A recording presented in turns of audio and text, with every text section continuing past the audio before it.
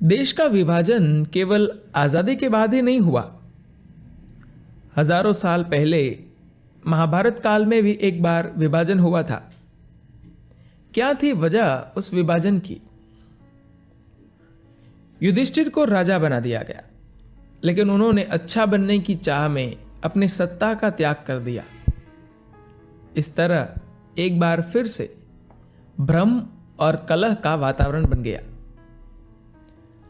तमिल में एक कहावत है जिसका मतलब होता है, आपको एक अच्छा इंसान चाहिए या एक काबिल इंसान। हो सकता है कि आपको अपने पड़ोसी के तौर पर एक भले इंसान की जरूरत हो,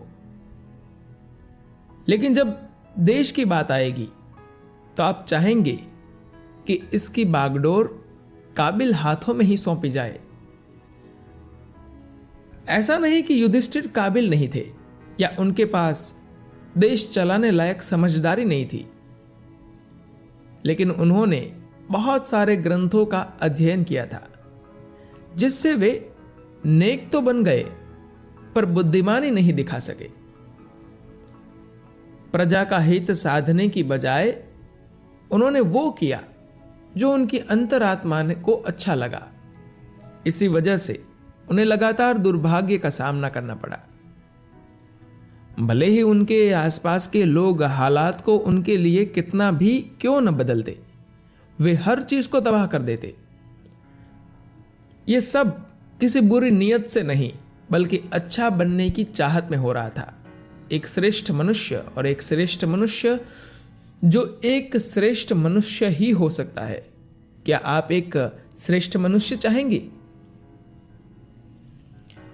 युधिष्ठिर ने भले बनने की चाह में ऐसे हालात पैदा कर दिए जिसमें बहुत से लोगों की जान पर बनाई और कुछ लोगों ने अपनी जानें भी गंवाई। दुर्योधन ने इसी अवसर का लाभ उठाकर पांडवों से छुटकारा पाने के लिए उपाय कर लिया। अब उसे पता चल गया था कि जिन पांडवों को मरा हुआ समझ लिया गया था वे सही सलामत थे, इसलिए वह दिन रात उन्हें मिटाने के लिए साजिशें कर रहा था। उसने कर्ण के साथ धृतराष्ट्र से भेंट करने की अनुमति चाही। गुस्से में आग उगलते हुए दुर्योधन ने कहा, मेरा जन्म राजा बनने के लिए हुआ है, मैं किसी के अधीन नहीं रह सकता। अगर आपने किसी तरह पांडवों से पीछा छुड़ाने में मदद नहीं की तो मैं आत्महत्या कर लूंगा। उसने आगे कहा, उनके पास द्रुपद की दोस्ती है, इसलिए वे खुद को ताकतवर समझते हैं। हमें भी हर कीमत पर द्रुपद को अपने साथ मिलाने की कोशिश करनी होगी। एक बार द्रुपद हमारी ओर आ जाए तो उनका बचाव करने के लिए कोई नहीं रहेगा और हम सबके सामने उन पांचों भाइयों को मौत के घाट उतार सकेंगे। तब कर्ण ने याद दिलाया कि कृष्ण भी पांडवों की ओर है और कृष्ण की यादव सेना को किसी भी युद्ध में हराना आसान नहीं। कर्ण ने दुर्योधन को याद दिलाया कि स्वयंवर में स्वयं कृष्ण सत्य की उद्धव और यादव वंश के साधारण योद्धा भी आसानी से तीर निशाने पर लगा सकते थे, लेकिन कृष्ण ने सबको पहले ही मना कर दिया था कि वे प्रतियोगिता में हिस्सा न ले।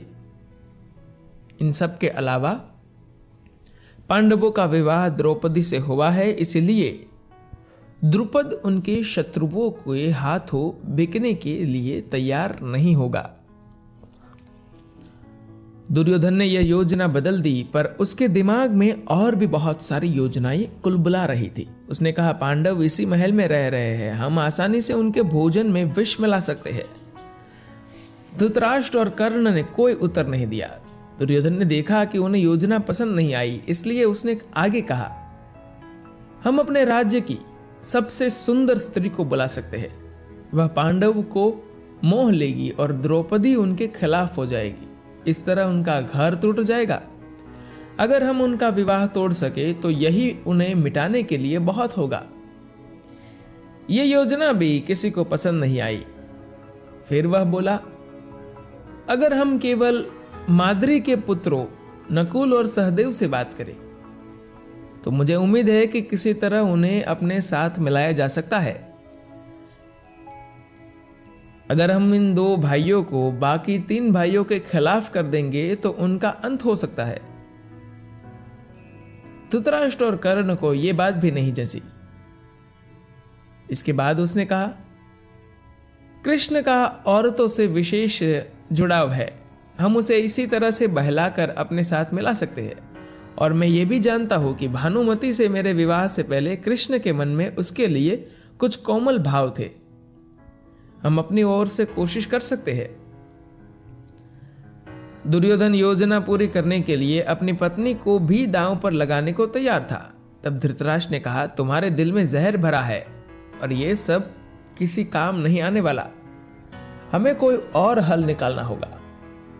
अगर हम उन्हें मार देंगे तो लोग हस्तिनापुर में विद्रोह कर सकते हैं। यह हमारे लिए ठीक नहीं होगा। वह उन्हें मारने के खिलाफ नहीं थे। उनको केवल यही चिंता थी कि काम सही तरह से होना चाहिए। धृतराष्ट्र ने याद दिलाया कि यह मत भूलो कि पांचाल ने पहले भी कुरुओं की सेना को हराया है। अगर वे और यादव मिलकर लड़ने आए तो हम सामना नहीं कर सकेंगे। हमें यह काम नहीं करना। पर दुर्योधन इतनी आसानी से हार मानने वाला नहीं था। वह जल्दी से जल्दी पांडवों को मिटा देना चाहता था। इसके बाद वे कुरु दरबार के महारथियों भीष्म, कृपाचार्य, द्रोण व विदुर से भेंट करने गए। भीष्म ने कहा, तुम्हें अपने भाइयों को मारने की बात मन में नहीं लानी चाहिए। पांडवों को लाक्षागृह में जलाकर मारने की कोशिश में तुमने न केवल अपने लिए बल्कि अपने पिता महाराज धृतराष्ट्र के लिए बल्कि सारे कुरुवंश के लिए बहुत अपयश बटोर लिया है। आत्मा के देह त्यागने से किसी व्यक्ति की मृत्यु नहीं होती। वह तब मरता है जब उसकी प्रतिष्ठा खत्म हो जाती है। लेकिन तुम्हारे पास अब भी अपनी प्रतिष्ठा को बचाने का अवसर है। युधिष्ठिर को राजा बनने दो। वह एक न्यायी पुरुष है। वह तुम्हारे साथ अन्याय नहीं होने देगा। तुमने देखा कि उसने अभी क्या किया। मैंने उसे युवराज बनाया और उसने तुम्हें बराबरी का दर्जा दे दिया। वह तुम्हारे साथ भाइयों की तरह पेश आएगा। तुम भी भाई की तरह जीना सीखो। यह तुम्हारे जीवन का एक अहम मोड़ हो सकता है। तुम्हें अब सही निर्णय लेना होगा। केवल इसी मोड़ पर जब भी कोई अहम फैसला लेने का समय आता तो दुर्योधन विवशता से भरकर गलत फैसला ले लेता। भले उसके सलाहकार, दोस्त या सयाने कितनी भी सलाह क्यों न दे, वह अपने हठ पर अड़ा रहता और गलत फैसला ले लेता। जब भीष्म ने अपनी राय रखी तो उसके बाद द्रोणाचार्य ने आगे कहा, भले ही तुम गलत तरीके अपनाओ, पांडवों को हराना इतना आसान नहीं है। मैं अर्जुन को जानता हूं। उसे मैंने ही ट्रेन किया है। वह मेरी तरह ही कुशल तीरंदाज है। अगर उसकी आंखों पर पट्टी भी बांध दी जाए तो भी वह तुम्हें मौत के घाट उतार सकता है। उसके भीतर इस तरह की काबिलियत और शक्ति है। ऐसी कोशिशें मत करो। इस तरह तुम अपने लिए, अपने भाइयों और शायद हम सब के लिए मौत को न्योता दे रहे हो। कृपाचार्य ने भी ऐसा ही कहा। विदुर ने देखा कि दुर्योधन को समझाना बेकार था। उन्होंने धृतराष्ट्र के भावों का झकझोरना चाहा। धृतराष्ट्र, विदुर और पांडु का बचपन एक साथ बीता था। विदुर ने बचपन के दिनों की याद दिलानी चाहिए और कहा, आपको याद है कि हमारा बचपन कितना अद्भुत था। हम कितने खुश रहते थे। आपको पांडु से कितना स्नेह था। आप पांडु की संतानों के साथ ऐसा कैसे कर सकते हैं? पांडु स्वर्ग से यह देख रहे होंगे, वे आपको और आपकी संतान को सदा के लिए श्राप दे देंगे। यह सुनकर धृतराष्ट्र कांप उठे। विदुर ने पांडु के लिए धृतराष्ट्र के मन में और भावनाओं को जगाने की कोशिश की, लेकिन वे ये नहीं समझ पाए कि धृतराष्ट्र को अपने मन में छिपे पुत्र मोह को सबके सामने छिपाने में महारत हासिल थी। धृतराष्ट्र ने कहा, भीष्म, द्रोणाचार्य, कृपाचार्य व विदुर, हमारे पास किसी भी राज्य की तुलना में सबसे बेहतर सलाहकार है। वे जो भी कह रहे हैं वह कुरु वंश की भलाई के लिए ही है। इसीलिए मेरे पुत्र, तुम्हें वही करना चाहिए जो सही हो। राजा होने के नाते वे उसे कह सकते थे कि उसे क्या करना चाहिए, पर उन्होंने ऐसा नहीं किया। उन्होंने दुर्योधन को कुछ भी करने के लिए खुला छोड़ दिया।